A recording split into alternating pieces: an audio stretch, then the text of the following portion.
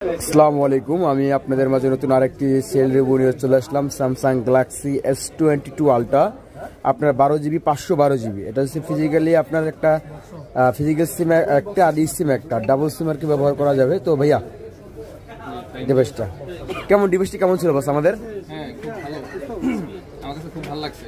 এর আগে আমি S22 চালাইতাম, কিন্তু ওটা আর কি আমার যে হারাই গেছে। হ্যাঁ, আপনি সিন্ডিকেট নিয়ে নিচ্ছে। হ্যাঁ, আজকে আর কি এটা নিতে আসলাম।